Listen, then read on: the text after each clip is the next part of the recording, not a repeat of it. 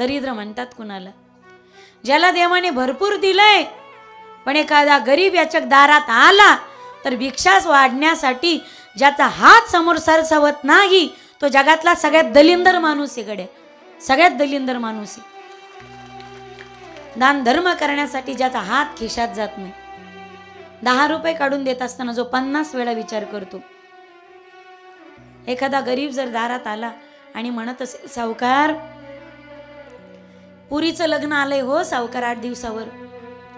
अचानक समोरची मंडळी हुंड्याची मागणी करते. हुंडा दिला नाही ना तर माझ्या पोरीचं लग्न मोडेल, आणि लग्न मोडलं तर माझी लेक तिच्या जीवाचं काहीतरी बरं वाईट करेल हो सावकार.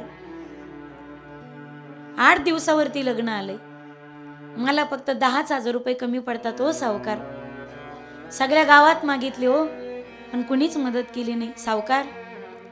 असे नालो हो मी तुमच्या दारात, मला रिकाम्या हाताने परत पाठवू नका हो सावकार.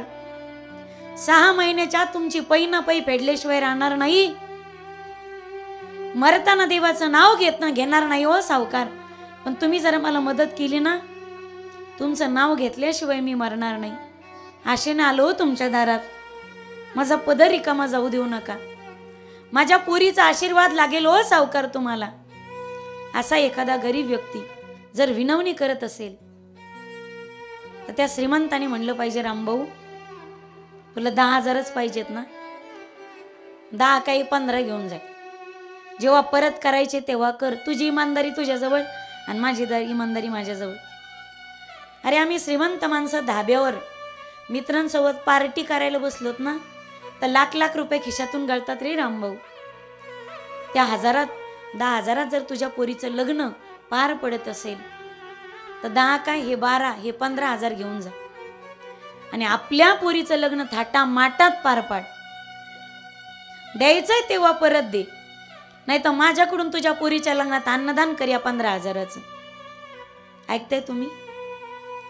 असा जर तो श्रीमंत व्यक्ती गरीबाला दिलासा देत असेल तर मी म्हणेल गड्या त्या माणसाला माणूस म्हणून जगायचा आणि मरताना माणूस म्हणून मरायचा अधिकार असेल. पण तो श्रीमंत व्यक्ती गरीबाच्या गरिबीचा जर गैरफायदा घेत असेल आणि म्हणत असेल, रामभाऊ दिले असते कडे 10,000 पण आपला जगावरचा विश्वास उडाला, एक काम कर तुझ्या अर्धा एकर जमिनीचा तुकडा माझ्याकडे गहाण ठेव, मी तुला 10,000ची मदत करतो, पण अर्धा एकर जमिनीचा तुकडा माझ्याकडे गहाण ठेव. असं जर तो म्हणत असेल तर क्षमा मागून सांगते माईबाप, श्रीमंत जर गरीबाच्या गरिबीचा गैरफायदा घेत असेल तर ते रक्त मी माझ्या महाराष्ट्रातलं नक्की समजणार नाही. नक्कीच त्या रक्तामध्ये काहीतरी फॉल्ट असेल. करावा लागेल आम्हाला हे परीक्षण. मला सांगा, देणारा मोठा असतो का घेणारा मोठा असतो? कोणता? देणारा मोठा आहे, घेणारा लहान आहे. सांगू तुम्हाला, आजही पहा तुम्ही,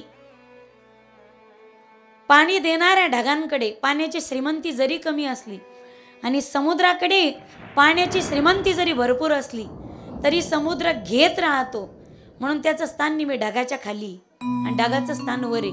बरोबर आहे ना? देणारा नेहमी मोठा असतो, घेणारा लहान असतो. देणाऱ्याचा हात असा असतो पा, घेणाऱ्याचा हात असा असतो. देणाऱ्याचा हात असा असतो, घेणाऱ्याचा हात असा असतो. मधमाशी मूर्ख आहे लेकाची, मध गोळा करत राहते, गोळा करत राहते. आपणही खात नाही, लोकांनाही खाऊ देत नाही. आलं की डसती. बरोबर आहे ना? आलं की डसती. एक दिवस कोणीतरी बिडी पेटून येतं, गौरीचा खांड जाळून आणतं आणि अख्खं मवळ वळून नेल्याशिवाय राहत नाही. तुला ना मला आणि घाल कुत्र्याला. असेल त्यानं स्वतःच्या हाताने दान केलं पाहिजे, नंतर मग ते धन होतं कोल्याचं आणि कुत्र्याचं. मला काय म्हणायचं तुम्हाला चांगलं कळते. जोपर्यंत आपल्या हातात सत्ता आहे, संपत्ती, आपल्या हाताने आपलं धन योग्य मार्गी लावा. आपलं धन सन्मार्गी. कोण म्हणतं की श्रीमंतीला सुगंध नसतो? ज्या कपाटामध्ये तुम्ही, ज्या तिजोरीमध्ये एका बाजूला सोनं ठेवतात त्याच कपाटामध्ये एका बाजूला संस्कृती सुद्धा ठेवा. संस्कृती म्हणजे सोन्याला सुद्धा असलेला सुगंध आहे. ज्या घरामध्ये संस्कृती नाही, नुसतं सोनं आहे, ते सोनं एकतर जळेल तरी, नाही तर मग बुडेल तरी. द्वारकेत सोनं भरपूर होतं, संस्कृती राहिली नाही, मग द्वारका बुडाली गेली. लंकेत सोनं भरपूर होतं, संस्कृती राहिली नाही, लंका जळाली गेली. Lanka, Dwarka, America, Africa, Atlantica, चिंताच करू नका पा. एकतर जळेल तरी, नाहीतर मग बुडेल तरी. संस्कृती आणि सोनं, संपत्ती आणि संस्कृती एकत्रित असणं हा सोन्याला आणि संपत्तीला असलेला सुद्धा सुगंध आहे. आज आम्ही एवढे पोरं शिकवलेत आमचे, आम्ही त्यांना पैसा कसा कमवायचा याची अक्कल दिली. फक्त पैसा खर्च कसा करायचा याची सुद्धा अक्कल आम्ही देत नाही.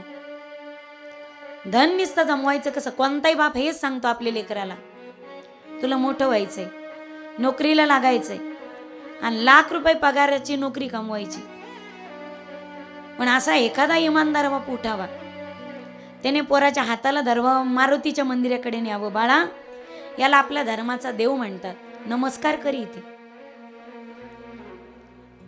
संस्कृती आणि संपत्ती एकत्रित असलं पाहिजे. ज्याच्याकडे धर्म भरपूर आहे पण ज्याच्याकडे विचाराचं दारिद्र्य आहे ना, तो जगातला सगळ्यात मोठा दलिंदर माणूस आहे. सांगू तुम्हाला दरिद्र कोणाला म्हणतात? कोटीच्या बंगल्यात राहतो, 50 लाखाच्या गाडीत फिरतो, पण तरी सुद्धा ज्याला असं वाटतं की दारिद्र्य रेषेमध्ये आपलं नाव असावं, हे रेषेवरचे दलिंदर येतं. सुदामजी गरीब होते, गोष्ट जरी खरी असली तरी सुदामजी दरिद्र आहेत असं म्हणणं मात्र दादांत चुकीचं आहे. कृष्णस्यासीत सखा कशीत ब्राह्मणो ब्रह्मवित्तमः